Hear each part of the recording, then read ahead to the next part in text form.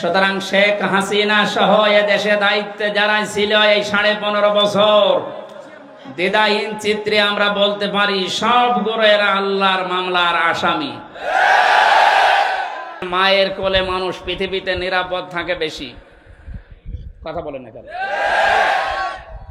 ওনাদের মা যখন বিদায় নিয়েছে, আমরা চাই ওনারা মায়ের কোলে যে নিরাপদে থাক। এতদিন মাকে টিকিয়ে রাখার জন্য যা করেছিলেন সবগুলো জুলুম। জালেম যেহেতু আল্লাহর মামলার আসামি, সুতরাং এই 56,000 বর্গ মাইলের ভেতরে আল্লাহর মামলার আসামিদেরকে আমরা রাখতে চাই না। কালকে ডিবি অফিসের যিনি দায়িত্ব পেয়েছেন মল্লিক ভাই, হারুন আঙ্কেলের এই জায়গায়, হারুন আঙ্কেল, ওনার পরিবর্তে যিনি এখন দায়িত্ব পেয়েছেন রেজাউল করিম মল্লিক ভাই, উনি কালকে সংবাদ সম্মেলনে জানিয়েছেন ডিবি অফিস এখন থেকে আর আয়না ঘর থাকবে না, এটা আর ভাতের হোটেল থাকবে না, এখানে কাউকে গুম করে রাখা হবে না। এরকম মানুষগুলোকে আমরা সব সেক্টরে বসাতে চাই। যেহেতু 100 জনের প্রায় 65 জন বসে পড়েছে, আর বাকি 35টা আছে, এগুলোর শিকড়ও আমরা কেটে দিতে চাই। ছাত্র আন্দোলনের যে 9 দফা ছিল তার ভেতরে এটা একটা, যে আমরা সংস্কার চাই।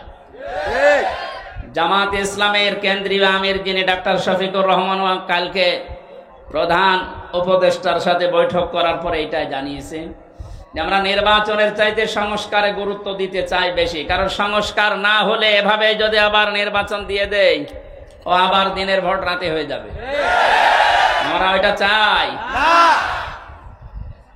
খুব খেয়াল করে পথ চলা লাগবে। অতি ইসলাম দেখাতে গিয়ে বাইরের রাষ্ট্রগুলোর কাছে দেশকে অপমানিত এবং টার্গেটে ফেলবেন না। বিশেষ করে বিএনপির শ্রদ্ধাভাজন মহাসচিব, আমি নাম নিয়ে বলছি, মির্জা ফখরুল ইসলাম আলমগীর স্যার, উনি কয়েকদিন ধরে যে কথাগুলো বলছেন, টিআইবির মহাপরিচালক ডক্টর ইফতেখারুজ্জামান, এই লোকটা সহ যে কথাগুলো এই কয়েকদিনে বলছেন, আপনারা আশা করছে আপনাদের ভাষা পাল্টাবেন। কিছু হলে আলেমদের নামে, দেশে ইসলামপন্থীদের নামে মৌলবাদ ট্যাগ দিয়ে দিচ্ছে। আপনি কি জানেন এটা বাস্তবতা কি? এই মৌলবাদ ট্যাগ দিয়ে ইন্ডিয়া এবং ওদের দোসর যারা, তারা এই দেশের হাজার হাজার মানুষকে গুম করেছে। এই মৌলবাদ ট্যাগ দিয়ে হাজারো মানুষকে জেল খাটিয়েছে, হাজারো মানুষকে দুনিয়া থেকে বিদায় করে দিয়েছে। ওই শব্দটা আবার ওদের ফাঁদে পড়ে যদি আপনি এই দেশে বারবার বলতে থাকেন, লা তাজিদান্না আশাদ্দান নাসি আদাওয়াতাল লিল্লাযিনা আমানুল ইয়াহুদা ওয়াল্লাযিনা আশরাকু, সূরা মায়েদার 82 নম্বর আয়াত। কোরআনে আল্লাহ 1500 বছর আগে ফতোয়া দিচ্ছেন, হে নবী, পৃথিবীতে মুসলমানদের জন্য জঘন্যতম শত্রু হিসাবে 2টা জাতি কাজ করবে, একটা ইহুদি আর একটা খ্রিস্টান। ইহুদিরা যে আমাদের শত্রু এটা তামাম দুনিয়ায় প্রমাণিত, ইসরায়েল। খ্রিস্টানরাও শত্রু। এ ঘোষণা কি আমি নিজে দিলাম না আল্লাহ দিয়েছেন? সুতরাং বারবার এ দাদা বাবুদের ফাঁদে পা দিয়ে আবার যদি মৌলবাদ এই জিকির আরম্ভ করেন, ওরা হয়তো আপনাকে চেয়ারে বসাবে, কিন্তু এদেশের হাজারো আলেম ওলামা ইসলামপন্থী মানুষেরা আবার গুম হওয়ার শুরু হবে। আপনি ফাঁদ টের পাচ্ছেন? সুতরাং এই শব্দ যেন আপনাদের মুখে আর কোনোদিন না শুনি। যদি এগুলো শুনি তাহলে কিন্তু জালেমদের মতো এদেশে আপনাদের এই জনগণ বিদায় করে দিবে। আপনি কাকে মৌলবাদ বলেন? মৌলবাদ না হলে এদেশে আপনার মা বাবার বিয়ে হতো? আপনি তো জারজ হয়ে আসতেন। কোথায় হাত দিয়েছেন? আশা করছি এই শব্দ যেন এদেশে আর কেউ না বলে। এই ধোয়া তুলে কিন্তু এই 15.5 বছর ওরা এই থালা বাজিয়ে ওরা আমাদের উপর অত্যাচার চালিয়েছে। এটা রেকর্ড হচ্ছে, সারা দেশে কালকে যাবে। সবাই সাবধান, সে যে দল করেন আপনি করেন, কিন্তু এই শব্দটা কোন ইসলামপন্থী আলেম ওলামাদের নামের আগে যদি আপনি ব্যবহার করেন, সত্যি কিন্তু আপনার খবর আছে। কালকে 151 জন আলেম এদেশে, প্রথিতযশা আলেম যারা, সৈয়দ কামাল উদ্দিন জাফরি সহ, আমার নামও আছে, 151 জন আলেম বিবৃতি দিয়েছে। পত্রিকা আপনারা দেখতে পাচ্ছেন। এই টিআইবির যিনি মহাপরিচালক এখন দায়িত্বে আছেন, এই লোকটাও জালেমদের দোসর ছিল, নয়তো এ কথা বললো কি করে? পাঠ্যপুস্তকে যে সমস্ত উল্টাপাল্টা জিনিসগুলো আপনারা ঢোকাতে চাচ্ছেন, এগুলো পরিবর্তনের জন্য যে কমিটি গঠন হয়েছে, এদের বিরুদ্ধে আলেমরা কথা বলেছিল। আপনি সমকামিতা ঢুকিয়ে দেবেন, যেটা আল্লাহর নিষিদ্ধ কাজ, আর ৯৬% মুসলমানের দেশে আমরা শুধু খাবার খাবো আর মেনে নেব, এরকম পাগল এখন আমরা হইনি। সুতরাং আমি আবার সাবধান বাণী উচ্চারণ করছি এদেশের ১৮ কোটি মুসলমানের পক্ষ থেকে, মৌলবাদ এই শব্দটা যেন এদেশে উচ্চারিত না হয়। আমরা সবাই মৌলবাদী, কারণ মৌল শব্দ না থাকলে আমরাই থাকি না। এটা এসেছে মূল থেকে। মূল আমাদের আল্লাহ, মূল আমাদের রাসূল। কথা বলেন না কেন? আল্লাহ রাসূল না থাকলে এদেশ থাকবে? সব বিদায় নিতে পারে, কিন্তু আল্লাহ রাসূলের বিধান এদেশে থাকবে ইনশাআল্লাহ। ১০০ ভাগের ৯৬ যেখানে আমরা বাস করি, সেখানে এই শব্দ নিয়ে আজ ধোয়া তুলে আবার আপনি এই থাড়া বাজাবেন, আর পাশে তো আছে দাদারা, আবার আপনাদেরকে দিয়ে অত্যাচার, জুলুম, নির্যাতন, খুন, গুম চালাবে না। আমরা চাচ্ছি এই জন্য এই ৬৫ জন না, ১০০ জনের ১০০ জনের পরিবর্তন করে চেয়ারগুলো সব সংস্কার করতে চাই, আর এটা খুব তাড়াতাড়ি। কথা বলেন। আল্লাহ যেন সম্মতি দেয়, যিনি দায়িত্বে আছেন তাকে। আগস্ট বিপ্লবের ৫ তারিখের যে আয়াতটা আমি বলতে চাচ্ছিলাম, ১৫০০ বছর আগে নাযিল হওয়া, কিন্তু দেখেন মিলে যাচ্ছে। সূরা আনআম আয়াত নাম্বার ৪৪-৪৫, খেয়াল করে শুনবেন। আল্লাহ পাক বলেন, ফালাম্মা নাসু মা যুকিরু বিহি ফাতাহনা আলাইহিম আবওয়াবা কুল্লা শাইইন। রব্বুল আলামিন বলেন, তাদেরকে আমি আমার নিদর্শনগুলো, আমার বিধিবিধানগুলো, আমার আয়াতগুলো তাদের কাছে গিয়েছিল, তারা পেয়েছিল, কিন্তু তারা ভুলে গিয়েছিল। যখন এই মানুষগুলো আমার আয়াত জানার পর, দেখার পর, বোঝা শোনার পর ভুলে গেল, আমি আল্লাহ তাদের এই ক্ষমতা, তাদের এই শান্তি, তাদের এই পাওয়ার আমি আল্লাহ দিনের পর দিন আরো বাড়িয়ে দিলাম। এর বাস্তবতা দেখেন।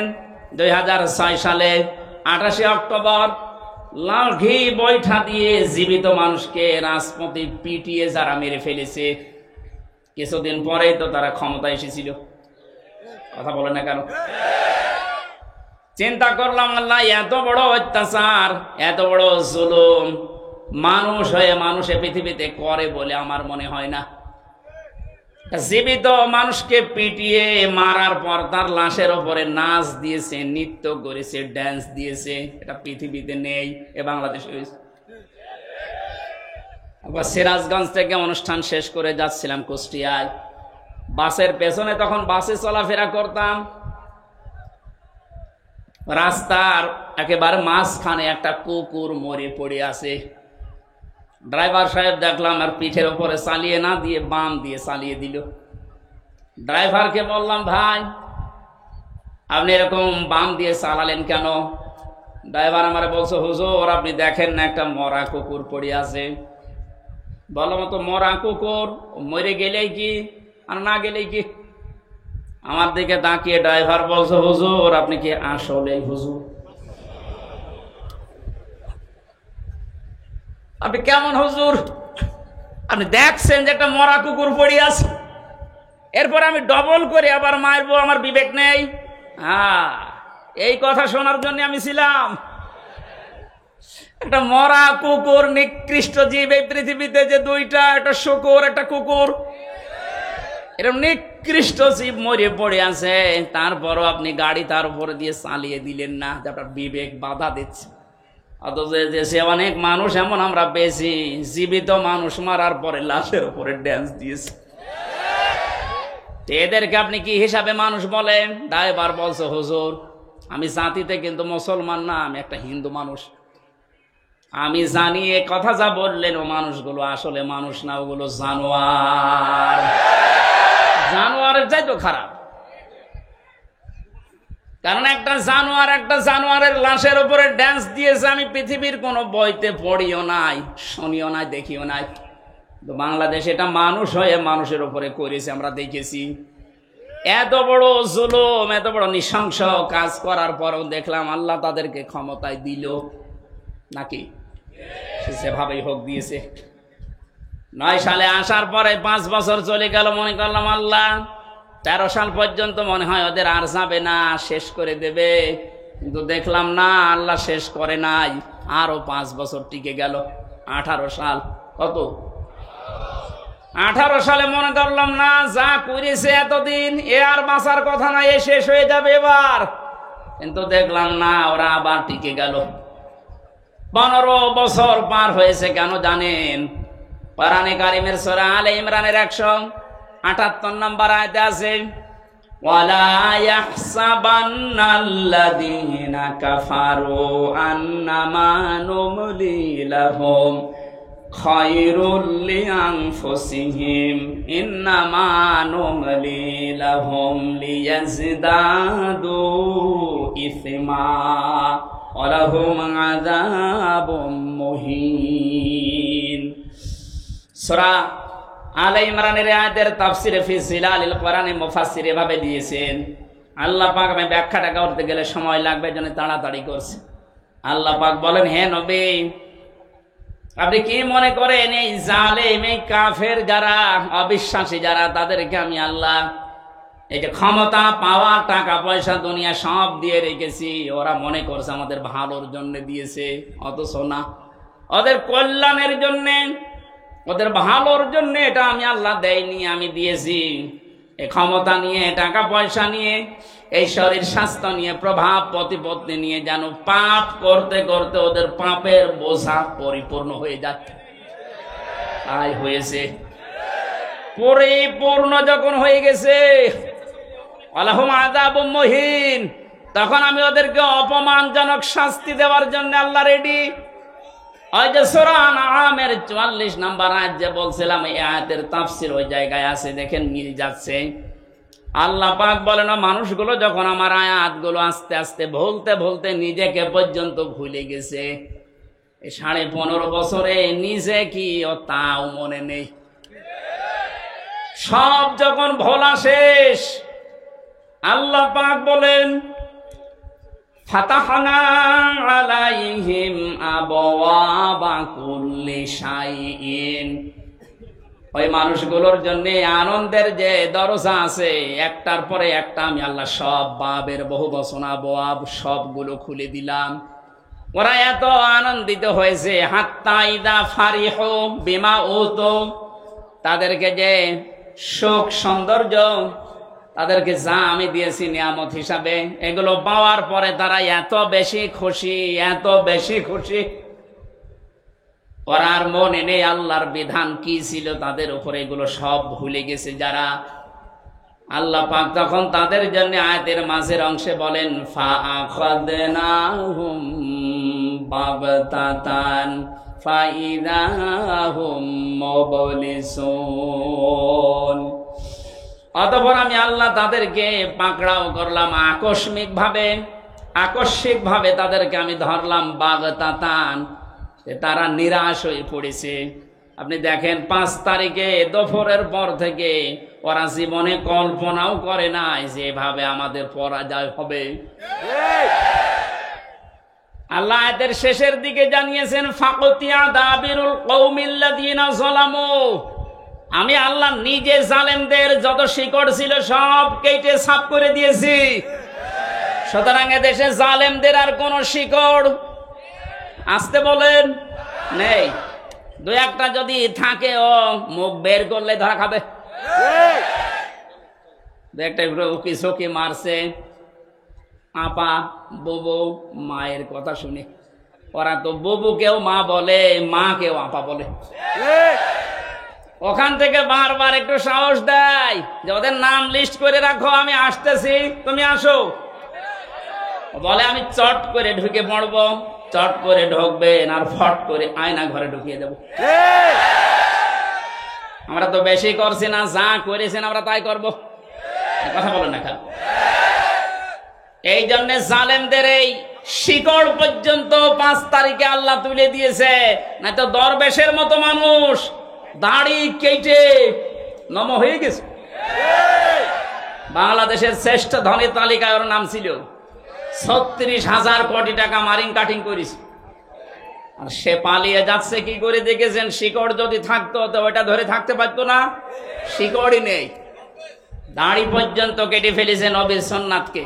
তাহলে বোঝা যাচ্ছে ওদের ওই 72 রাকাত নামাজ, তাহাজ্জুদের নামাজ বলে 72 রাকাত পড়তো। আরে ভাই, তাহাজ্জুদের নামাজ তো 8 রাকাত থেকে 12 রাকাত, তো 72 রাকাত পড়তো মানে ইসলামের নিয়ম নীতি নিয়ে ফাজলামি করা, দাঁত ফেলে দেওয়া দরকার এই বেয়াদবগুলো। এই জন্য পালিয়েছে ওইভাবে। কি ধোকা দিয়েছে মানুষকে, দেখেছেন যে আমি 72 রাকাত নামাজ পড়ি তাহাজ্জুদের। শয়তান, তাহাজ্জুদের নামাজ মাত্র 2 রাকাত 2 রাকাত 2 রাকাত 2 রাকাত 8 রাকাত, নাই খুব বেশি হলো 12 রাকাত। তুই 72 রাকাত পড়িস মানে ইসলামের নিয়ম নীতি নিয়ে ফাজলামি করা। ওদের মা যেমন বলতো লাকুম দীনুকুম ওয়ালিয়া দীন, অথচ আলাউ তাকাব্বালা আলাইনা বা'দাল আকাবিল লাআখাযনা মিনহু বিল ইয়ামিন। সূরা হাক্কাতের 44, 45, 46 নাম্বার আয়াতে আল্লাহ জানিয়েছেন, আমার কোরআনের ভেতরে কোন কথা যদি নবী পর্যন্ত বলে যে এটা আল্লাহ বলিস, অথচ আমি বলি নাই, ওই কথা যদি নবী নিজের কথা কোরআন বলে চালিয়ে দেয়, আমি নবীর নিজে, আমি আল্লাহর নবীর, আমি আল্লাহর নিজে আমার নবীর ডান হাত চেপে ধরতাম না। এটা ঠিক হয়নি। লা আখাযনা, এখানে ফাইল আল্লাহ নিজে। আমাদের সিলেবাস ভক্ত আলেম যারা আমরা আছি এটা ভুল করি অনেকে। আমার মনে হয় এই অনুবাদটা পাল্টানো দরকার। আমি ওইটাই পড়ে আলেম হয়েছিল। আখাযনা মিনহু বিল ইয়ামিন, মিনহু বিল ইয়ামিন, বি মানে দ্বারা, দিয়ে কর্তৃক, ইয়ামিন মানে ডান হাত। আল্লাহ তাআলা বলেন আমি আমার ডান হাত দিয়ে নবীকে ধরতাম, নবীর ডান হাত ধরতাম না। এখানে আপনি শব্দের দিকে খেয়াল করে মিলান, মিলছে না। এই জন্য আলেম যারা আছেন, একটু যারা উপরে আছে বা যারা শিক্ষা ব্যবস্থায় আছে, আয়াতগুলো যেখানে আছে আয়াতের এই শাব্দিক অর্থগুলো, বিশেষ করে বঙ্গ অনুবাদগুলো আমার মনে হয় ঠিক করা দরকার। গিরিশচন্দ্র সেন হিন্দু বেটা তো এমন এমন কিছু দিয়েছিল যেগুলোর কারণে আমরা অনেকেই একটু ভুল করে ফেলি। শব্দের দিকে খেয়াল করে পড়লে অথচ অবশ্যই এটা হবে না। লা আখাযনা, এখানে সরাসরি আল্লাহ নিজে বলছেন আমি ধরতাম। কি দিয়ে ধরতাম? বিল ইয়ামিন, ডান হাত দিয়ে। নবীর ডান হাত ধরতাম, আমরা এইটা পড়েছি, অথচ আল্লাহ বলেন আমার ডান হাত দিয়ে আমি ধরতাম নবীকে। কেন ডান হাতের নাম দিলেন? মিনহু বিশ শিমাল দিলেন না কেন? বাম হাতের নাম দিতে পারতেন না? কথা বলছে না কেন? আল্লাহর বাম হাতে একটু শক্তি কম, তাই ওনার বাম হাতে থাপ্পড় খেয়েছেন। বাম হাতের নাম না দিয়ে ডান হাতের নাম দিলেন কেন? আমরা সচরাচর যেটা দিয়ে উদাহরণ দিলে বুঝি ভালো, আল্লাহ ওই উদাহরণ কোরআনে সেট করেছেন বেশি। আমরা বাস্তবে দেখি যে আমাদের বাম হাতের চাইতে ডান হাতের শক্তি, ক্ষমতা, পাওয়ার একটু বেশি, নাকি? কথা বলেন। আমরা যেহেতু বুঝবো ভালো ডান হাত দিলে, কারণ এটা ছাড়া এটা পাওয়ার বেশি না। এটা দিয়ে ধরলে যেভাবে শক্ত করে ধরা যায়, এটা দিয়ে ওইভাবে ধরা যাবে? আল্লাহ নিজের ডান হাত এখানে ব্যবহার করে শক্ত জানিয়েছেন যে আমি আমার ডান হাত দিয়ে নবীকে ধরতাম, তার মানে শক্ত ভাবে। লা আখাযনা মিনহু বিল ইয়ামিন সুম্মা লাকাতানা মিনহুল ওয়াতিন, এবং আমার নবী যেটা দিয়ে কথা বলে কণ্ঠনালী কেটে ফেলে দিতাম। ফামা মিনকুম মিন আহাদিন আনহু হাজিসিন, আর এই ব্যাপারে আমাকে বাধা দেওয়ার মতো কারো সাধ্য নেই। কে বলছেন? তাহলে কোরআনের ভেতরে আল্লাহর নবী পর্যন্ত কোনো কথা বানিয়ে বলতে পারেন নাই। যদি বলতেন, আল্লাহর ঘোষণা দেখলেন, ডান হাত দিয়ে চেপে ধরতাম আমি, আর তার কণ্ঠনালী চেপে কেটে ফেলা দিতাম। কেউ আমাকে বাধা দেওয়ার ক্ষমতা রাখতো না। অথচ এই দেশে লক্ষণ সেনের 850 বছর আগে পালিয়েছিল, তার মেয়ে পালিয়েছে এই 5 তারিখে। 850 বছরের ইতিহাস ভেঙ্গে মহিলা পালিয়েছে। কোরআনের আয়াত বলতো লাকুম দীনুকুম ওয়ালিয়া দীন, আর বলতো রাহুল বুখারী, এটা বুখারী শরীফে আছে। তাহলে ওর কি কেটে ফেলা দরকার বলেন তো? কণ্ঠনালী কাটলে হবে? নবীর যদি আল্লাহ কণ্ঠনালী কাটতে চায়, ওরে টুকরা টুকরা করা লাগবে। কোরআনের কথা আপনি হাদিসের নাম দিয়ে চালাবেন মানে? সবগুলো ওইরকম, সব মেকি। দাড়ি রেখেছিল তাও মেকি দাড়ি, নাই তো পালানোর সময় দাড়ি কাটলো কোন কারণে? কথা বলে না কেন? ফাকতিয়া দাবিরুল কওমিল্লাযিনা যালামু, জালেমদের শিকড় আমি আল্লাহ কেটে দিয়েছি, একেবারে মলট পটল করে ফেলেছে। এই জন্য আয়াতের শেষে আল্লাহ বলেন আলহামদুলিল্লাহি রাব্বিল আলামিন, প্রশংসা সব আমি আল্লাহর জন্য। সুতরাং এই দেশে এখন থেকে কিয়ামত পর্যন্ত যারাই আসুক, প্রশংসা আল্লাহ বাদে কোনো বাবার কোনো স্বামীর আর হবে না ইনশাআল্লাহ। আমরা ওই আল্লাহর জন্য প্রশংসায় নত হয়ে বলছি আলহামদুলিল্লাহ। দরুদ আর সালাম পড়ছি নবী মুহাম্মদ রাসূলুল্লাহ সাল্লাল্লাহু আলাইহি ওয়াসাল্লামের প্রতি। আজকের তেলাওয়াত কিন্তু আয়াত আপনাদের সবারই প্রায় মুখস্থ আছে, সূরা লাহাব। কোন সূরা? নবীজির যে 10 জন চাচা ছিল, নবীজির বাবা মিলে 11 জন। 10টা চাচার ভেতরে 2 জন আমরা জানি মুসলমান হয়ে তারা জান্নাতি, হযরত আব্বাস, হযরত হামজা। আজ বৈষম্য বিরোধী ছাত্র আন্দোলনে 152 জনের 108 জন ইসলামী ছাত্র শিবিরের নেতা কর্মী। এইটা দেখার পরে অনেক মুনাফিক এবং আলেম নামে জালেম, ওই যে বাতিলের 5টা গোলাম যারা ছিল, যারা কেন্দ্রীয় মসজিদে ইমামতি জোর করে নেওয়ার জন্য জুতা খেয়েছে। কি নির্লজ্জ! জুতা খাওয়ার পরে বলছে যত জুতা আমারে মেরেছে একটা আমার গায়ে লাগেনি। কত বড় শয়তান! শয়তান ওর কথা শোনে আর বলে আল্লাহ তুমি আমারে শয়তান বানিয়েছো। ওর বাবা কিন্তু ভালো ছিল, মাওলানা শামসুল হক ফরিদপুরি রহমতুল্লাহ আলাইহি। এইরকম বাবার কাছ থেকে এই কালপিট আসলো কি করে? কওমি মাদ্রাসার হাজার হাজার আলেম, আমি আলেমদেরকে জেলখানায় পেয়েছি। 76 জন তো আমার সাথে ছিল। মাওলানা মামুনুল হক, মাওলানা শাকাওয়াত হোসেন রাজিজ, খালিদ সাইফুল্লাহ আইয়ুবী, জনায়েদ আল হাবিব ভাই সহ যতগুলো আলেম পেয়েছি সব এই রুহুল আমিনের নামে বদদুয়া করত। বলে আমাদের সম্মান মান সব শেষ করে দিয়েছে। এরকম একটা বিশ্ব বিখ্যাত জালেমকে সে কওমি জননী নাম দিয়েছে। আবার দাঁড়িয়েছে নৌকা মার্কা নিয়ে। ও যদি কুকুর মার্কা নিয়ে দাঁড়াতো তাও পাশ করত। নৌকা মার্কা নিয়ে মানুষ দাঁড়ায়, এটা ঘৃণিত হয়ে গেছে। মার্কাটা এখন ঘৃণিত। এখন অবস্থা যায় এই দেশে কেউ যদি বলে যে আমি নৌকার লোক, ওরা পিটিয়ে মেরে ফেলবে মানুষ। 15.5 বছরে যেমন ইসলাম পন্থী আমি এ কথা বলার ক্ষমতা আমাদের ছিল না, আল্লাহ পুরাটা উল্টিয়ে দিয়েছে। বলেন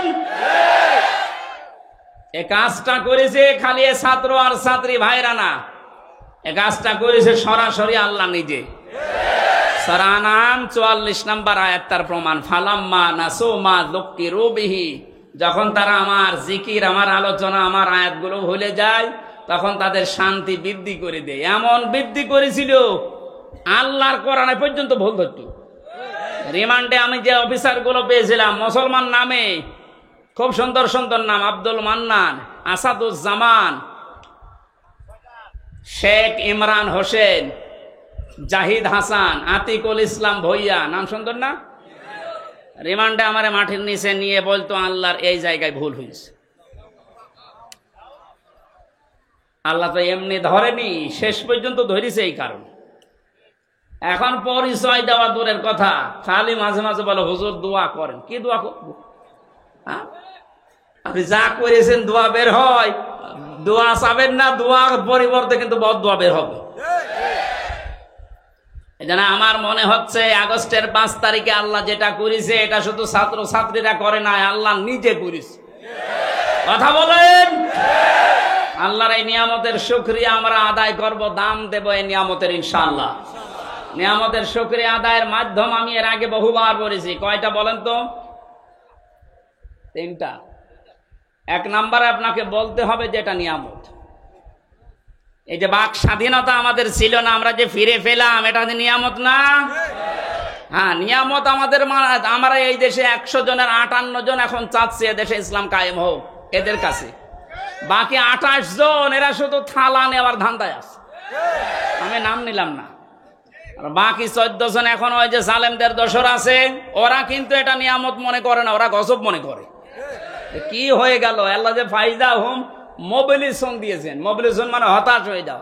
হঠাৎ করে নিরাশ হয়ে পড়লে যে কি হয়ে গেল। আমার তো মনে হয় 1500 বছর আগে করার না, এখন দেখে দেখে আল্লাহ নাজিল করছে।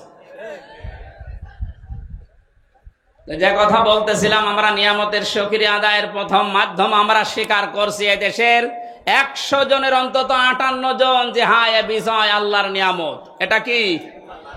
2 নম্বরে আমাদের অন্তরের ভেতরে একটা শান্তি লাগবে, এটা আমাদের লাগে, এই লাগে না? এই বিজয় পাওয়ার পরে এখনো শান্তি পাচ্ছেন না কারা? হাত তোলেন তো। যাক আলহামদুলিল্লাহ, নিয়ামত যে এটা আমরা বুঝতে পারছি। 3 নাম্বার কি? 3 নাম্বার হচ্ছে যে উদ্দেশ্যে আল্লাহ এই নিয়ামত দিয়েছেন, এই নিয়ামতকে ওই জায়গা মতো পৌঁছিয়ে দেওয়া। বাক স্বাধীনতা ছিল না, আল্লাহর বিধান প্রকাশ্যে আমরা মানতে পারতাম না। বলেন হ্যাঁ, নামাজ পড়তাম। কিসের নামাজ পড়তেন আপনি? 10 জন মানুষ নামাজের পরে যেটা চুপ করেন, একটু বসেন ভাই, কথা বলবেন না, কথা বলেন বন্ধ করেন। 10 জন মানুষ নামাজে যেটা পড়ে, নামাজের ওই পঠিত বিষয় যদি নামাজের পরে 10 জন মিলে একটু আলোচনা করতো, বলতো গোপন পরামর্শ করছে। এই কথা বলেন, এই অবস্থা ছিল না, এখন আছে ওইটা। 10 জন না 10,000 মানুষ নিয়ে নামাজে যা পড়েছেন ওইটা ব্যাখ্যা করেন, কেউ কিছু বলবে না, আরো যারা বাধা দেয় তারা এসে বসে পড়বে। এই যে এই বাস্তবতাটা আমরা তৈরি করতে চাই। ডক্টর মোহাম্মদ ইউনূস গত পরশুদিন ঘোষণা দিয়েছেন ইসলাম অনুযায়ী দেশ চলবে, আলহামদুলিল্লাহ। আমরা চাই তার এই কথাটা যেন ঠিক থাকে। ক্ষমতায় যে আসে আসুক, না আসে না আসুক, ওটা দেখার দরকার নেই। আমরা চাই ইসলাম দিয়ে দেশ চলবে। কারণ 53 বছর বহু খেল দেখেছি, এই খেলা আমরা আর দেখতে চাই না। দেখতে চাই এ দেশ আল্লাহর কালাম দিয়ে চলছে। কথা বলেন, কারা চান মনে প্রাণে এই নিয়ামতকে দেখি? লিল্লাহে তাকবীর।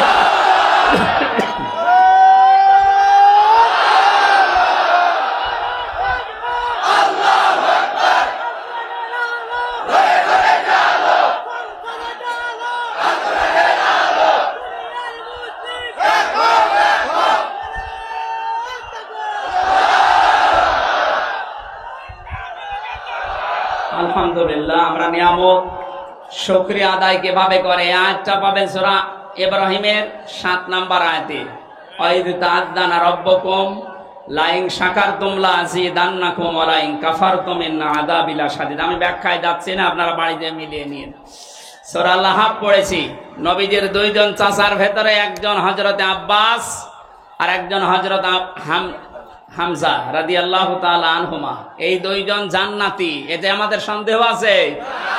সাহাবায়ে কেরাম প্রত্যেকে আল্লাহর জান্নাতি, সন্দেহ আছে আমাদের? না, প্রত্যেকটা সাহাবী জান্নাতি। এই যে যার নাম বললাম নবীর চাচা আব্বাস, উনি অনেক আগে মুসলমান হয়েছিলেন কিন্তু প্রকাশ করেননি। আজ এই সমন্বয়কদের 108 জনের, সব 152 জনের 108 জন শিবিরের, এখানে অনেক জালেম নামে আলেম, আলেম নামে জালেম। আর যারা মুনাফিক, আমি নাম নিলাম না, এরা এখন উচ্চবাচ্য করছে, বিশেষ করে কিছু রাম আর বামরা পরিচয় গোপন করে তারা এই কাজ করলো, এরা মুনাফিক। আরে শয়তান!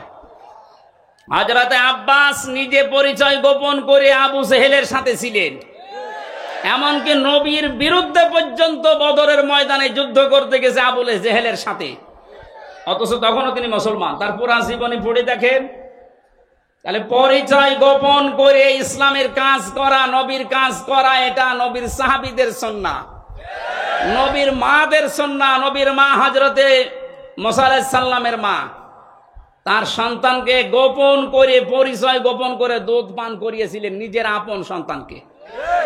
এটা কোনোদিন শোনেননি?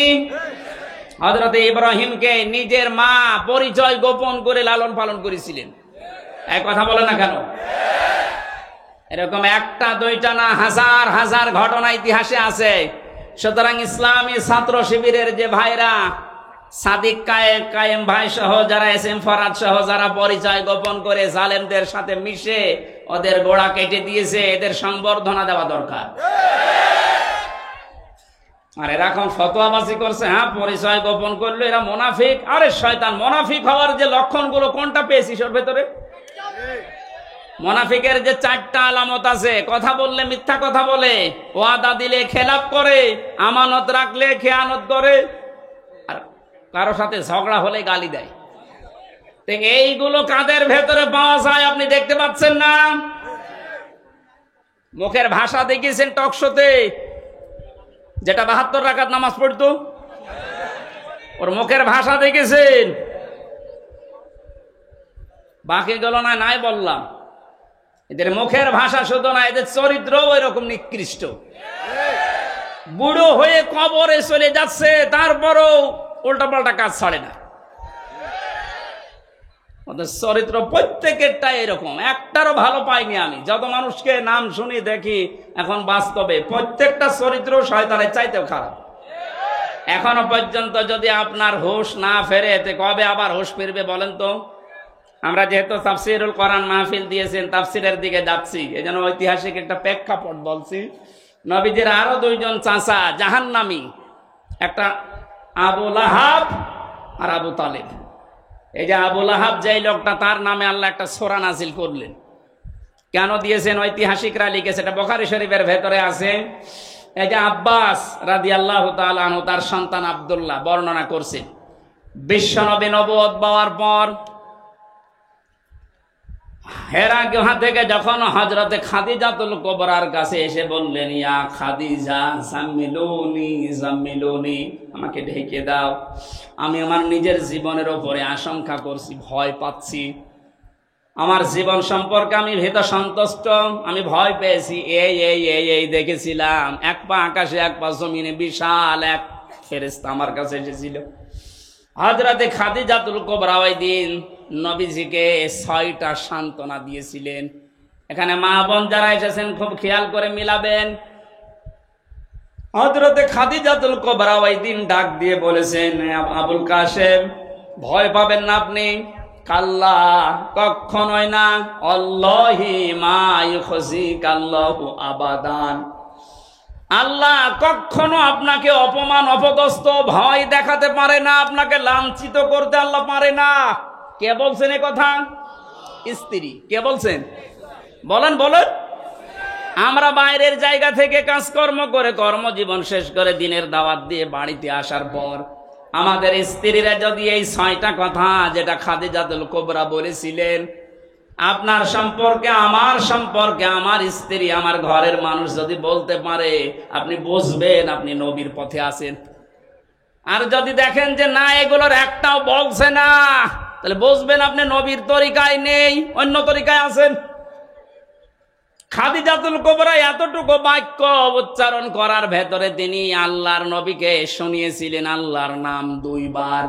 আল্লাহি, আল্লাহর কসম, কাল্লা, কখনো না, মা ইউখজিকাল্লাহু আবাদান, কখনো আল্লাহ আপনাকে অপমান অপদস্থ করতে পারে না। ছোট একটা বাক্যে খাদিজাতুল কুবরা আল্লাহর নাম বললেন কয়বার? আরো জোরে। অথচ তিনি তখন পর্যন্ত মুসলমান হননি,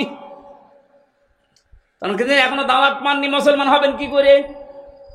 মুসলমান না হওয়ার পরেও তিনি এ পর্যন্ত খাদিজাতুল কুবরা আল্লাহর নামে 2 বার উচ্চারণ করে নবীকে অভয় দিচ্ছেন, আপনি ভয় পাবেন না। ইন্নাকা লা তাসিলুর রিহমা, গরম পানিটা, পানি কি খেলা করার জন্য নিয়ে আসলেন? কিছু লাগবে না, আপনি এখানে বসেন, বসেন, বেকার ডিস্টার্ব করলেন।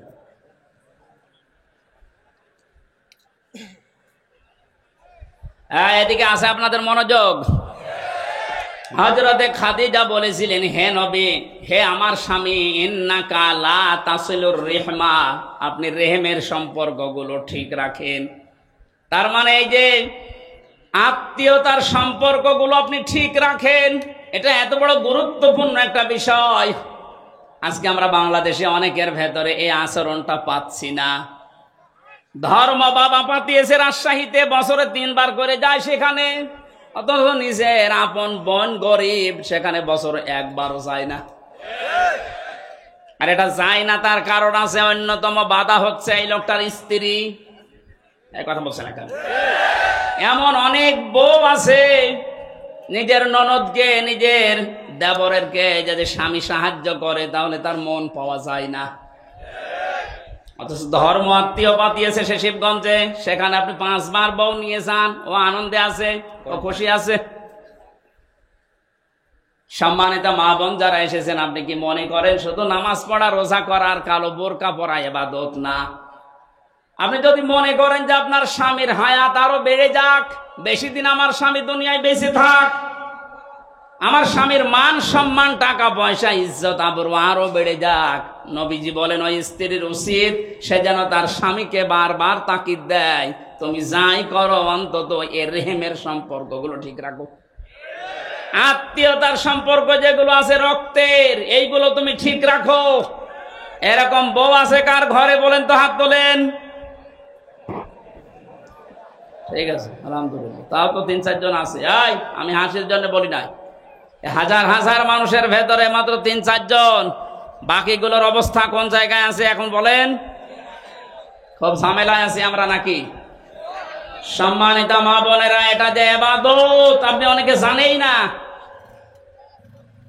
আপনার স্বামীর সাথে যার যার রক্তের সম্পর্ক আছে, তার বোন, তার ভাই, তার চাচা, ফুফু, তার মা বাবা, এগুলোর সাথে যেন সম্পর্ক ঠিক রাখে আপনি তাকিদ দেবেন। এটাও আপনার নামাজের মতো সওয়াব হবে। আর যদি এগুলো কাট করার জন্য চেষ্টা চালান, আপনার নামাজ রোজাও কাট হয়ে যাবে। কথা বলেন। নবীজির স্ত্রী বলছে আপনি ভয় পাবেন না, কারণ যারা রক্তের সম্পর্ক ঠিক রাখে তাদেরকে কেউ ভয় দেখাতে পারে না। আর আমরা ভয় পাই কারণ আমাদের রক্তের সম্পর্কগুলো ঠিক নেই। 2 নম্বরে স্ত্রী বলছেন তাহমিলুল কাল্লা, হে আমার স্বামী, কখনো আপনাকে আল্লাহ অপমান করতে পারে না, আপনাকে অপদস্থ করতে পারে না, কারণ আপনি মানুষের বোঝা বহন করেন। বাস্তবতার দিকে তাকান, হাদিসের এদিকে তাকান। হে আবুল কাসেম, হে আমার কাসেমের পিতা, হে আমার স্বামী, আপনাকে আল্লাহ ভয় দেখাবে না, কারণ আপনি মানুষের বোঝা বহন করেন। কারণ এই পৃথিবীতে মানুষের বোঝা যারা বহন করে তাদেরকে আল্লাহ ভয় দেখান না। অথচ বাস্তবে দেখলাম কি, 15.5 বছরে কত বোঝা আমাদের মাথার উপরে চাপিয়ে দিয়ে উনি পালিয়েছে। আমাদের মাথার উপরে 1 লক্ষ টাকার ঋণের বোঝা। গত 8 দিন আগে আমার একটা মেয়ে হয়েছে, হাফসা জান্নাত, ওর মাথার উপরে এখন 1 লাখ টাকা ঋণ। আমি বানিয়ে বলছি? সব বসে আছে, জিজ্ঞাসা করেন। কত মানুষকে আপনি পা হারা, চোখ হারা, হাত হারা করে এই যে বোঝা, পরিবারের বোঝা বানিয়ে দিয়ে পালিয়ে গেলেন। হাজার হাজার কোটি টাকা নিজের মেয়ের নামে, ছেলের নামে, নিজের নামে, বোনের নামে, আত্মীয় স্বজনের নামে, শুধু দলের নামে পাচার করে করে এ বোঝা এ দেশের উপরে আপনি রেখে গেলেন।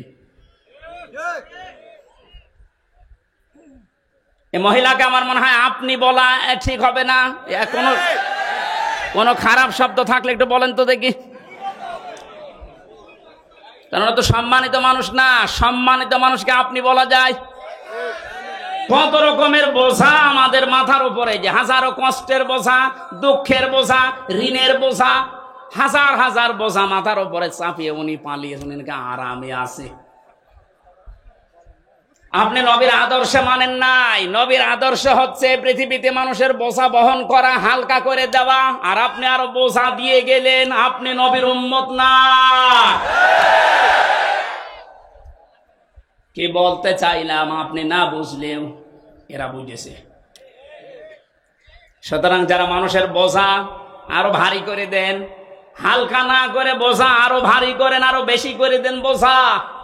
এই যে 3টা বছর আমার জেলে রেখে কত রকমের বোঝা আমার উপরে চাপিয়ে দিয়েছিলেন, আমার পরিবারের উপরে, আমার মা বাবার উপরে, আমার সন্তানের উপরে কত বোঝা চাপিয়েছিলেন। তারা খেয়ে না খেয়ে 3টা বছর পার করেছে।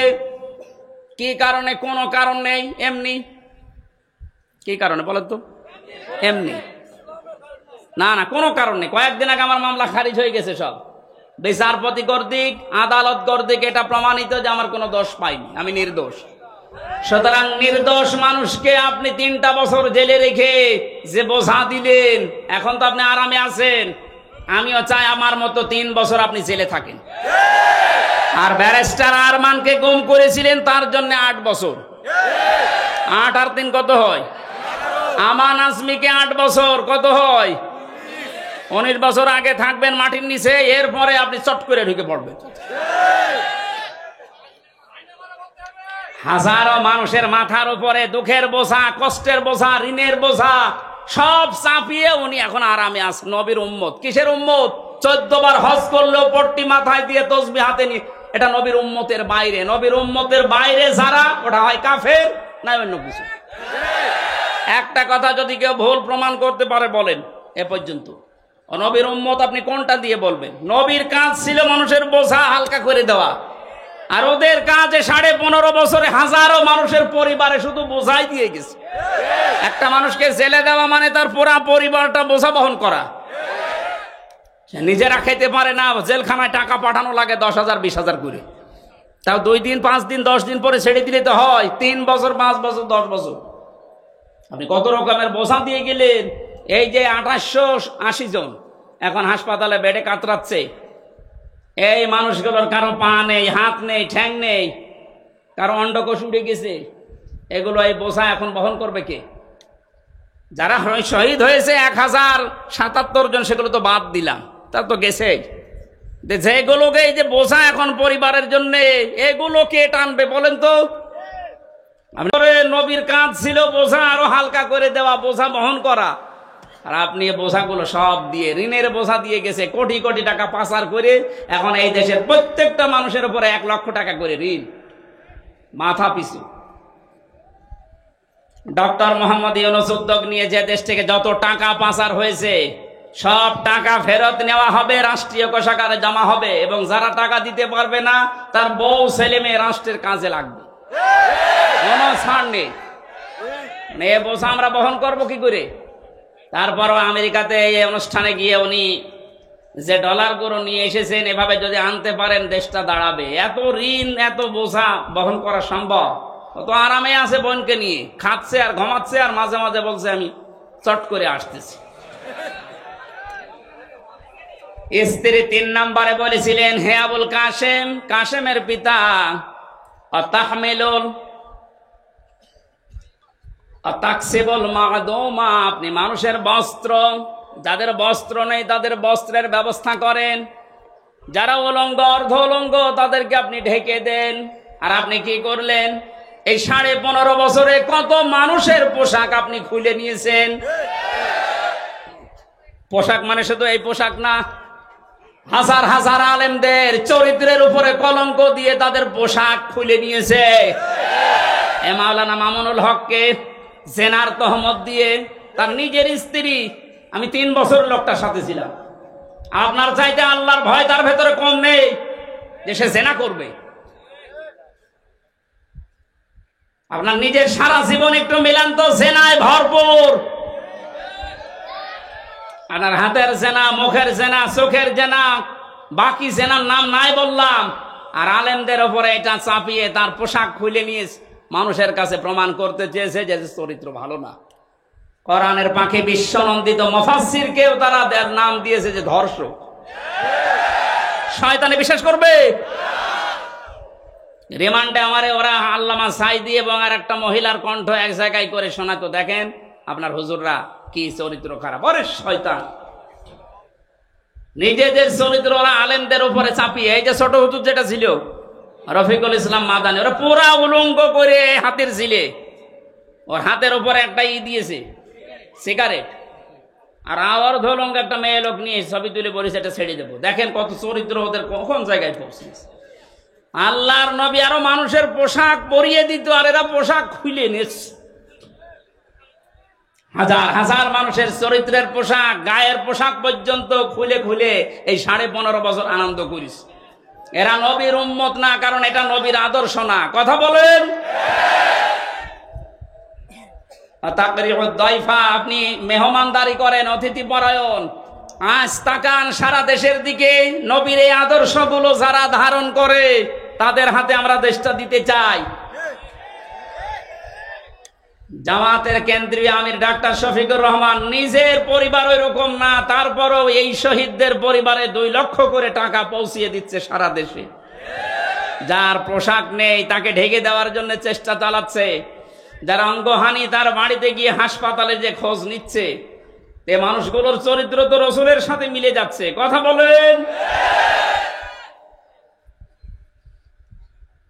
অতুইনু আলা নওয়াইবিল হক, আর আপনি হককে সাহায্য করেন, হক প্রতিষ্ঠার জন্য কাজ করেন। নবীজির স্ত্রী যা যা বলেছিল নবীর পক্ষে, আমরা এখন বাস্তবে দেশে বাংলাদেশ জামাত ইসলামী ইসলামী ছাত্র শিবিরের ভেতরে দেখতে পাচ্ছি। আপনি যাই বলেন, মন খারাপ করেন আর খুশি হন, এইটাই বাস্তব। তাহলে হাদিস বাদ দিয়ে দেন। এগুলো মিলে যাচ্ছে, খাপের খাপ মমতাজের বাপ। আমরা করবো কি মিলে গেলে? আপনার সাথে তো মিলছে না। হ্যাঁ, আপনি নিয়ে আসেন আপনার সাথে কি মিলছে, আমি দেখাচ্ছি। সূরা লাহাব আপনার সাথে মিলবে, বলবো। সুতরাং নবীর হাদিসের সাথে যাদের জীবন চরিত্র মিলে যাচ্ছে, তাদেরকে একটু দিয়ে দেখা যায় না যে কেমন চলে দেশটা? 53 বছর তো দেখেছি। ডাক্তার শফিকুর রহমান ঘোষণা দিয়েছে 15 বছর লাগবে না, মাত্র 10 বছর আমাদের হাতে দেন, চাঁদাবাজ এ নাম বাংলাদেশে থাকবে না। একটু বিশ্বাস হয় না আপনাদের? একটু দিয়ে দেখেন না কেন? কত মানুষের নাম তো শুনলাম আমরা, কেউ পারে নাই, আরো চাঁদাবাজি করেছে। 5 তারিখের বিকাল আসতে দেরি, আগস্টের অনেকে চাঁদাবাজিতে লেগে পড়েছিল, এখনো হাতে থালা পায়নি। তাই যদি অবস্থা হয়, থালা পেলেও তো বড় চাঁদাবাজ হবে। সুতরাং আমরা চাই এমন মানুষকে দিতে যিনি ঘোষণা অলরেডি দিয়ে দিয়েছে, যদি ইসলাম এদেশে ক্ষমতায় আসে, আমাদেরকে যদি আপনারা দেন, আমরা জাতির শাসক হব না, খাদেম হব। চাঁদাবাজ না, ভিক্ষা করে খাবেন, চাঁদাবাজি করবেন না, ঘোষণা দিয়েছেন উনি কালকে। কথা বলেন না কেন? একটাবার একটু দেওয়া যায় না? আমরা দিতে চাই।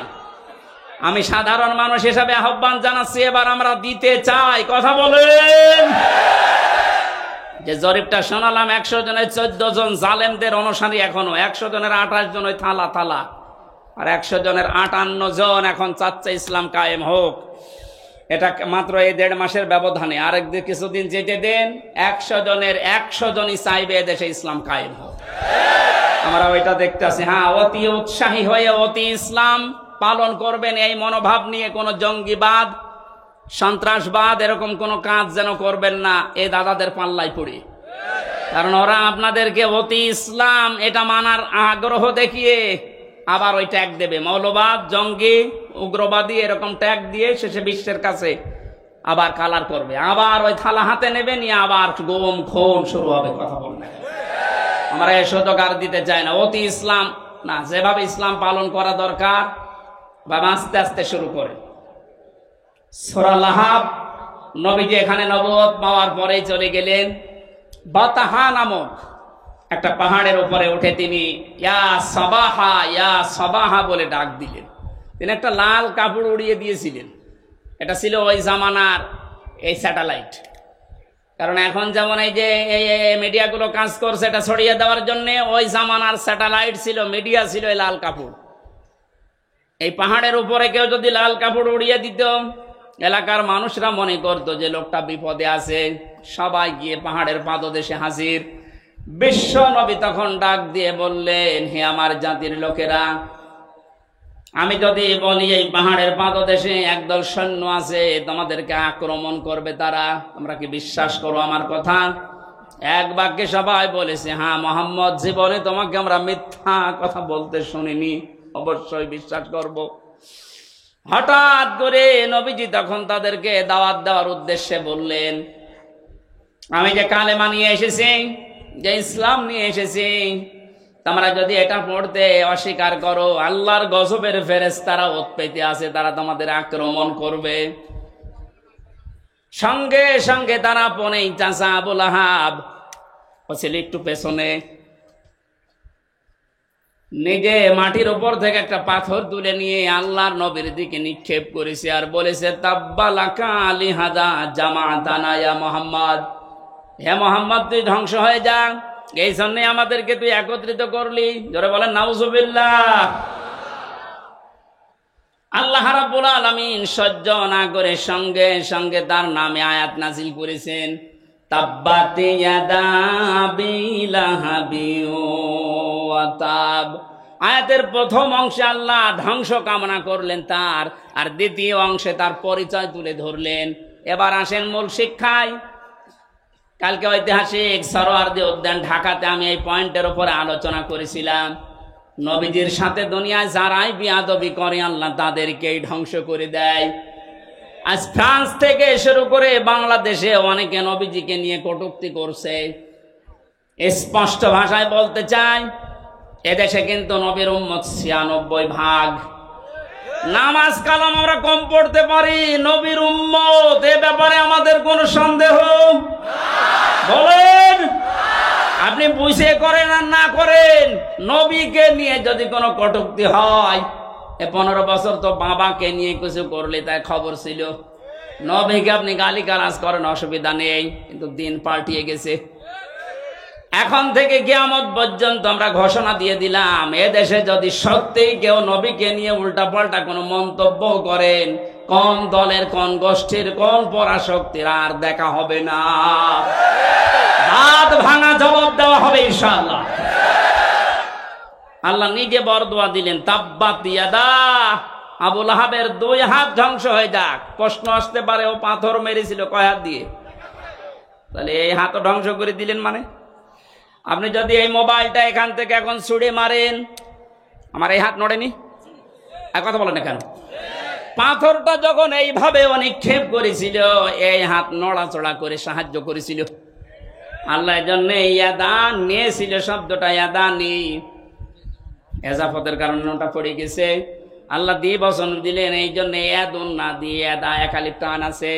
তাব্বাতি ইয়াদা আবি লাহাবি ওয়া তাব।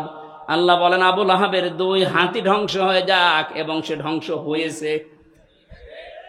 জবাব হচ্ছে এই, যেহেতু এই হাত নড়াচড়া দিয়েছে, আজ বাংলাদেশে পাঠ্য পুস্তকে যে কমিটি বানানো হয়েছে, এখানে মুসলমানদের আলেম এদেশে কম আছে। 5 জন আলেমকে নিতে পারেন না, এই কথা বলে না কেন?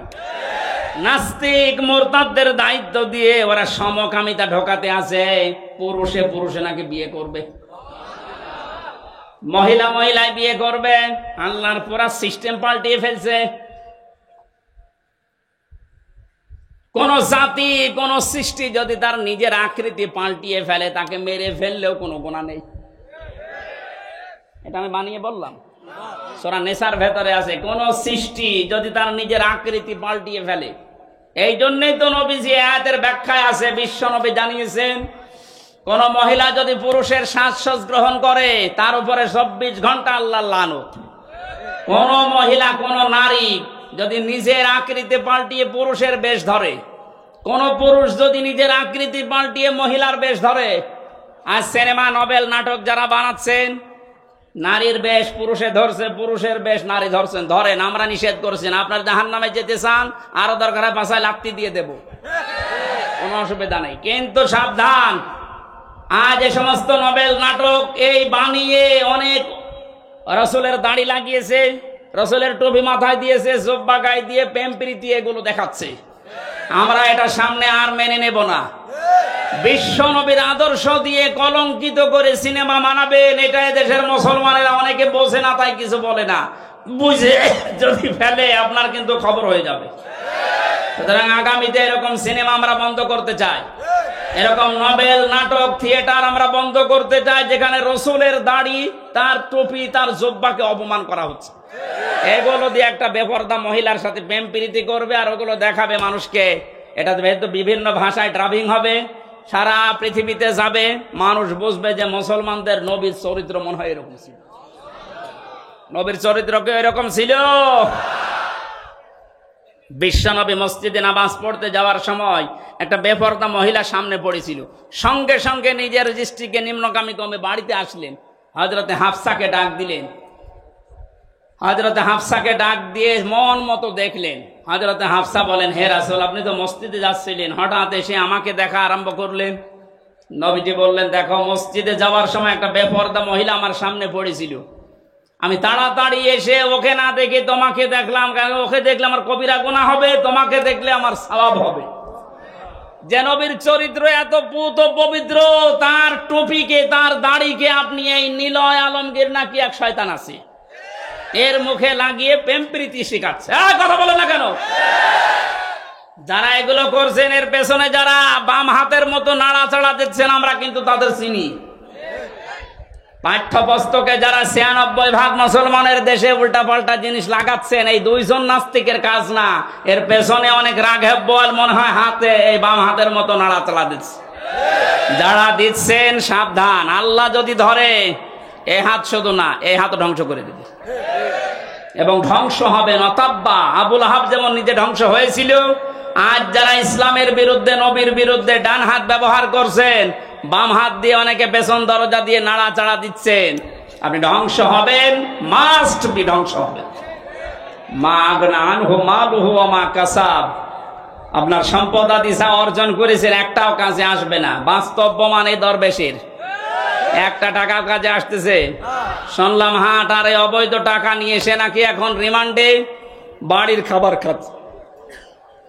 বাড়ির খাবার আমাদেরকে মাখানো খাবার এনে দিতেন, আর এত বড় দেশের শত্রু ৩৬,০০০ কোটি টাকা যার কেলেঙ্কারি, তারে বাড়ির খাবার খাওয়ানো হচ্ছে মানে দেশের মানুষ এখনো জানে না। যদি জানে যে অফিসে তার এরকম জামায় আদর করা হচ্ছে, অফিস কিন্তু উড়ে যাবে।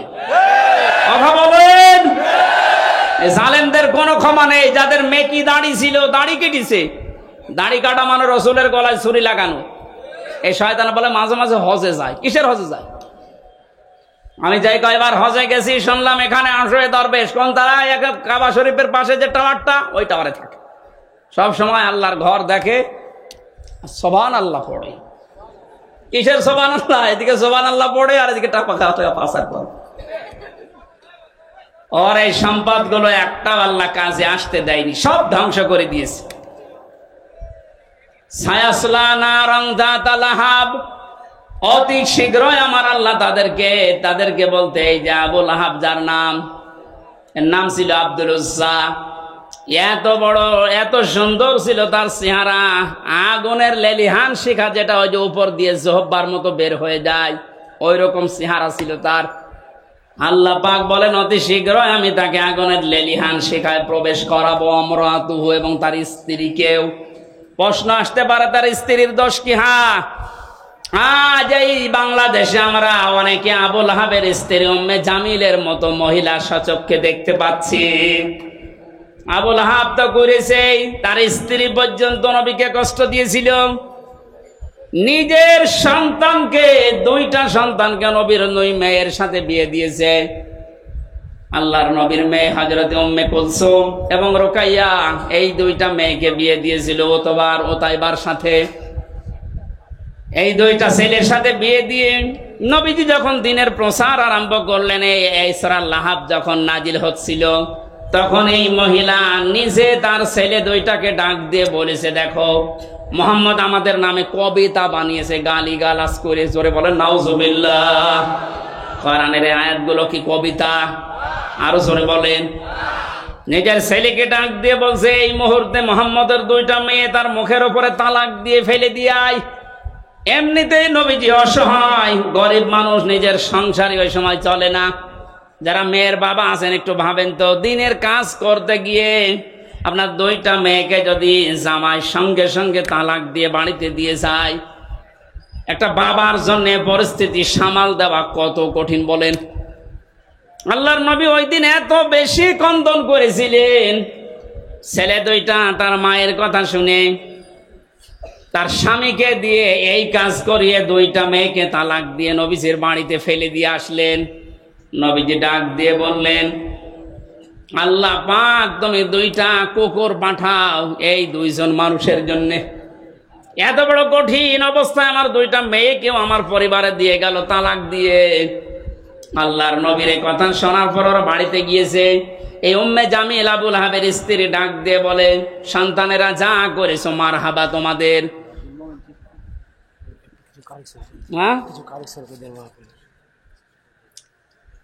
তোমাদেরকে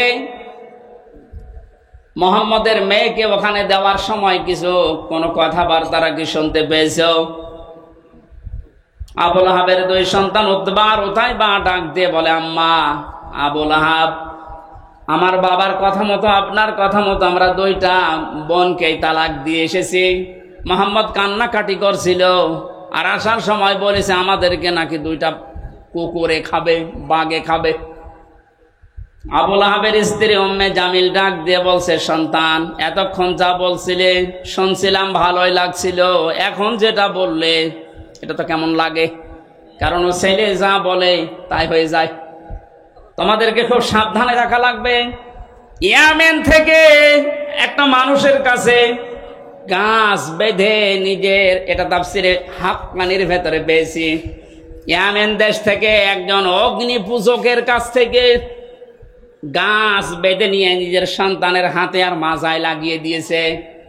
এই যে আজ যারা মহিলারা তাবিজ কবজ করে ওর উপরে বিশ্বাস করে, তাবিজ ব্যবহার করা শিরিক। হাদিসে স্পষ্ট নিষেধ, তাবিজ ব্যবহার করা যাবে না। কেউ যদি ঝাড় ফুঁক করতে চান, সূরা নাস, ফালাক আর সূরা ফাতিহা পড়ে আপনি ফু দিতে পারেন, এতটুকুই যথেষ্ট। এটা নবীজি সাহাবীরা করতেন। তাবিজ কবজ লাগিয়ে বিশ্বাস করা লাগবে এটা আমাকে বাঁচাবে, এই বিশ্বাস আবুল আহাবের স্ত্রীর।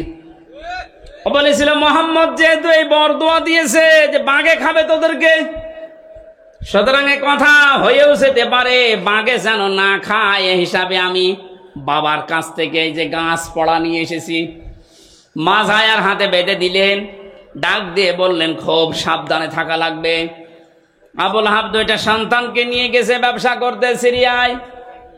পথিমধ্যে ওই দেশে প্রবেশ করার পরে লোকজন ডাক দিয়ে বলছে, দুইটা কি? বলে, আমার ছেলে।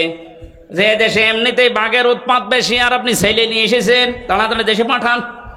এ বয়সে ছেলের আমরা খুব নিরাপদে রাখি, খুব সতর্কতার সহিত রাখি এ বয়সের ছেলেদেরকে। আবুল আহাব ডাক দিয়ে বলছে, ঠিক আছে, এখন তো নিয়ে যাওয়া সম্ভব না, আজকের রাতটা যাক। মাসা বানিয়েছে উপরে, ছেলেদেরকে উপর তালায় দিয়েছে, আর নিচে ও পাহারা দিচ্ছে বসে বসে মানুষকে দিয়ে, নিজেও। ঠিক নবীজির এই বরদোয়া রাতের বেলা আল্লাহ পাক দুইটা বাঘ পাঠিয়ে দিয়েছেন। প্রথমে এসে আবুল আহাবের এবং ওর যে পাহারাদার ছিল তাদের মুখ শুকেছে, দেখে না। এক লাফে উপরে গিয়ে দেখে দুইটা ছেলে ঘুমিয়ে আছে। বুক চিরে রক্ত পান করে যখন বেরিয়ে যাচ্ছে, আবুল আহাব তখন তাকিয়ে দেখছে যে যা, সব শেষ। নবীজি যা বলেছিলেন যে দুইটা বাঘ আল্লাহ পাঠাও তোমার পক্ষ থেকে, দুইটা কুকুর পাঠাও, ঠিক আল্লাহ তাই পাঠিয়ে ধ্বংস করে দিয়েছে। ১৫০০ বছর হয়ে গেল, এখন আর আবুল আহাব নেই, আবুল আহাবের স্ত্রী নেই, কিন্তু তার পেতাত্তারা আছে, তার আত্মীয় স্বজন আছে। নবীর আদর্শ যারা মেনে চলে, নবীর উত্তরাধিকারা যারা, নবীর ওয়ারিস যারা, নায়েবে রাসূল যারা, তাদেরকে আপনি যা করছেন, এদের বরদোয়া কোনো কাজে লাগবে না বলে কি মনে হয় আপনার? কোরআনের পাখি যা যা বলেছিল জীবনে, আমরা তো দেখছি সব একটা একটা করে মিলে যাচ্ছে। উনি বলেছিলেন জালেমদেরকে, দেশে ইঁদুরের গর্ত তোমরা পাবে না, ঠিক পাচ্ছে না? ইঁদুরের গর্তে জায়গা আছে ওদের। বলেছিলেন যে এই দেশে নাড়া দেওয়া হবে, দিল্লি মামুগার বাড়ি গিয়ে পড়বা, একেবারে তাই পড়িস। ৩ নাম্বার, ওনার একটা স্বপ্নের কথা মাঝে মাঝে বলতেন, এই দেশে জালেমদের নাকের উপরে কোরআনের পতাকা পতপত করে উড়বে। এই স্বপ্ন বাস্তবায়ন হবে ইনশাআল্লাহ। আবুল আহাব বাড়িতে আসলেন, প্লেগ রোগ দেখা দিল তার শরীরে। আল্লাহ রাব্বুল আলামিন তো কঠিন ভয়ঙ্কর রোগ তাকে দিয়েছিল, তার কাছে যে যায় তার এই রোগ হয়। শেষ পর্যন্ত ধুকে ধুকে মারা যায়, পড়েছিল, পচে গলে দুর্গন্ধ বের হচ্ছিল। আশপাশের লোক এসে, তার আত্মীয় স্বজন যারা আছে তাদেরকে ডাক দিয়ে বলছে, আপনারা কি মানুষ? নিজের বাবা, নিজের আত্মীয় মরে পড়ে আছে, পচে গলে দুর্গন্ধ বের হয়, আপনারা মাটি দেন না। তখন ডম বা মসি যাদেরকে বলা হয়, এরকম মানুষ, আফ্রিকার কালো মানুষদেরকে ডাক দিয়ে দূরে গর্ত করে বাঁশ দিয়ে ঠেলা দিয়ে লাশ ওখানে দিয়ে, এরপরে পাথর দূর থেকে নিক্ষেপ করে করে ওরে মাটি দিয়েছে। আল্লাহ রাব্বুল আলামিন এটাই জানাতে চেয়েছেন, আমি ওকে এমন কঠিন ভয়ঙ্কর শাস্তির ভেতরে ফেলেছিলাম, নবীর বিরুদ্ধে, নবীর ওয়ারিসদের বিরুদ্ধে কিয়ামত পর্যন্ত যারা অবস্থান নেবে জমিনে, আমার আল্লাহ তাদেরকে ঠিক এইরকম অপমান করে বিদায় দেবে। হাম্মালাতাল হাতাব ফি জিদিহা হাবলুম মিন মাসাদ, এই মহিলার নামে আল্লাহ এই 2টা আয়াত নাযিল করলেন। এই কারণে পৃথিবীতে যত মহিলা নবীকে কষ্ট দিয়েছে তার ভেতরে এই মহিলা 1 নাম্বার। এত বেশি কষ্ট দিত নবীকে, তার স্বামীকে সাহায্য করে করে। যেখানেই নবীজি দাওয়াত দিত, সে তার স্বামীকে নিয়ে বলতো ওই পাগলের কথা শুনবা না। লোকজন এসে বলতো আমরা তো পরিচিত না, পাগল বলেন কি এই লোকটা, আপনারা কে? তখন পরিচয় দিত, এইটা ওর চাচা আর আমি ওর চাচি। জোরে বলেন নাউজুবিল্লাহ। বিশ্বনবী সবচাইতে বেশি কষ্ট পেয়েছিলেন এই 2 জনের দ্বারা ইসলাম প্রচার করতে গিয়ে। এই জন্য আল্লাহ আবু জেহেলের নামে কোরআনে আবু জেহেল নামে কোনো সূরা দেয়নি। আছে সূরা আলাকের ভেতরে আবু জেহেলের নামে একটা সূরা, একটা আয়াত আছে শুধু। আর এই লোকটার মানে এর বর চরিত্র এত খারাপ ছিল, এত কষ্ট নবীকে দিয়েছে, আল্লাহ নিজে তাদের নামে আয়াত নাজিল করে না, শুধু পুরা সূরাটাই নাজিল করে দিয়েছে। আমাদের শিক্ষা নেওয়া লাগবে আগামী পৃথিবীতে বিশ্ব নবীর নামে কোনো উল্টাপাল্টা কথা যেন কেউ না বলে। নবী তো নেই, নবীর ওয়ারিসরা আছে। কথা বলেন না কেন? নবীর এই ওয়ারিসদের বিরুদ্ধে যারা আজ মৌলবাদ ছড়াচ্ছেন, আপনাদেরকে আমরা সাবধান করেছি, আর কোনদিন এই শব্দ দিয়ে নবীর ওয়ারিসদেরকে গালি দেবেন না। আপনারা কেন দিচ্ছেন আমরা জানি, আপনারা দাদাদের ফাঁদে পা দিয়েছেন। ওরা ফাঁদে পা দিয়ে যদি 15 বছর এত গণক্ষম করতে পারেন, আবার যদি ফাঁদে পা দেওয়ার চেষ্টা করেন, এদেশের যারা সাধারণ মানুষ আপনাদেরকে সাপোর্ট করে, যদি একবার বুঝে ফেলে যে আপনারাও দাদাদের দাসর দালাল, একবারে জালেমদের মতো আপনাদেরও বিদায় করবে ঝাঁটিয়ে। আল্লাহ আশা করে আমাদেরকে সম্মতি দেবেন, বলেন আমিন। বুখারী শরীফের একটা হাদিস পড়েছিলাম, মান রা মিনকুম মুনকারান, যে ব্যক্তি দেখে কোন অন্যায় কাজ তার সামনে হচ্ছে, শরীয়ত বিরোধী, ইসলাম বিরোধী কাজ, তার ইমানের প্রথম দাবি হচ্ছে সে যেন হাতের দ্বারা বন্ধ করে দেয়। হাত মানে শুধু এই হাত না, ক্ষমতার, পাওয়ারের, টাকা পয়সার, প্রভাব প্রতিপত্তির। সুতরাং এখন যেহেতু উন্মুক্ত দুনিয়া, এদেশে কোনো অন্যায় কাজ যদি দেখেন শরীয়ত বিরোধী, এটা ইসলাম বিরোধী, মানবতা বিরোধী, সে যেই হোক, আমাদের যতটুকু যার হাত আছে, ক্ষমতা আছে, টাকা পয়সা আছে, প্রভাব প্রতিপত্তি আছে, ইমানের প্রথম দাবি ওইটা দিয়ে বাধা দেওয়া। কেউ যদি বলে না আমি ওর ভেতরে নেই, আমি লা ইলাহা ইল্লাল্লাহ, কাউকে কিছু বলি না, ওটা মুনাফিক। এটা ইমানের প্রথম দাবি। দ্বিতীয় নম্বরে যদি হাতের দ্বারা কাজ না হয়, নবীজি বলেন সে যেন প্রতিবাদ করে মুখে, যেটা এখন আমরা অধিকাংশ মানুষ করছি। এটা জারি রাখা লাগবে জালেমদের বিরুদ্ধে। কোন জালেম যেন কিয়ামতের আগে চেয়ারে এসে আর বসতে না পারে। জালেমদের তালিকা করে করে মোড়ে মোড়ে দোকানে দোকানে টাঙিয়ে দেন। কোন জালেম যেন আর মাথা উঁচু করে দাঁড়াতে না পারে। কথা বলেন। এটাও যদি আমরা না পারি, শেষ পর্যন্ত অন্যায় দেখে যেন অন্তত ঘৃণা করি, অন্তর দিয়ে আর এটা চেষ্টা করি কি করে এটা বন্ধ করা যায়। নবীজি বলেন এটা ইমানের একেবারে সর্বনিম্ন পর্যায়। এইটাও যদি না থাকে, বুঝবা তোমার ইমান নেই, তুমি একটা বেঈমান।